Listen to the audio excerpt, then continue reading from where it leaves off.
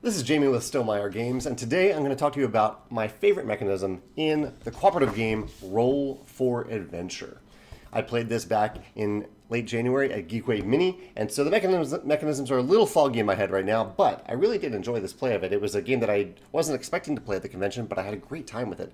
It's a little puzzly cooperative game involving dice, as you can tell by the name, Roll for Adventure.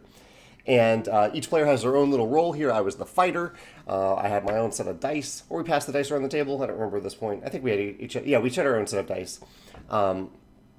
And most of the action happens on the middle of the board here, where you have these different areas that you are trying to complete a few goals in each of those areas. And when you complete all the goals, it's kind of hard to see, but there's a little photo right over there that shows the overall thing that we're trying to complete, which is tied to all of these goals.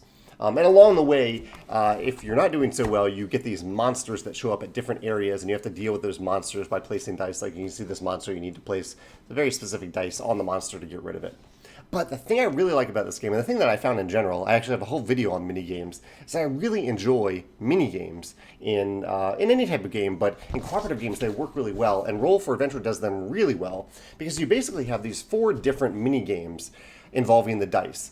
And really, they're really just dice placement mini games. They have different places where you need to place the dice, and slightly different rules on how you place them. I don't even remember any of the specific rules at this point, but they were things like, okay, on this area, I believe the green area kind of represents a path through a jungle, and so you have to place the dice in order along the path. Where in other areas, you don't need to necessarily place them in any particular order, but you can't remove the dice until you complete them from a specific goal. I can't remember how this sandy area works, or the frozen area over there. But there are all these little mini games, and with dice, it means that on my turn, I'm trying to balance. I'm trying to balance, like, what am I doing on this turn? What am I aiming for?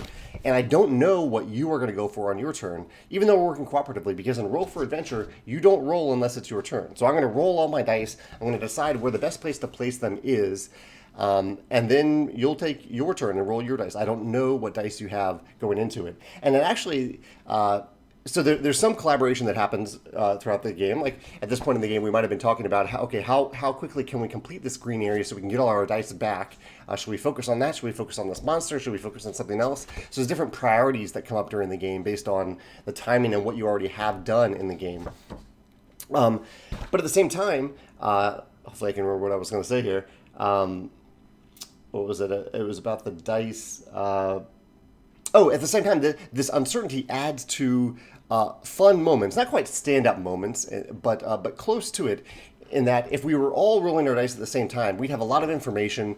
We could collaborate in a different way. But because I am placing my dice, and then we're going into your turn saying, okay, we really need a 6 and a 3. That would really help us complete a few of these mini games, and so we all get our dice back. That would be awesome.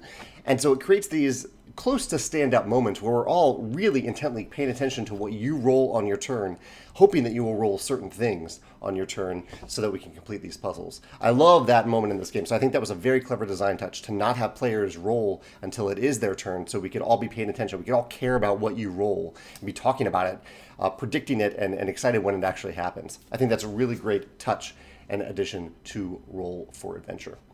I'd love to hear your thoughts on this. If you have any thoughts on Roll for Adventure, a different favorite mechanism in this game, or if any of these mechanisms make you think of another game that you'd like to talk about in the comments, I'd love to hear your thoughts. Thanks.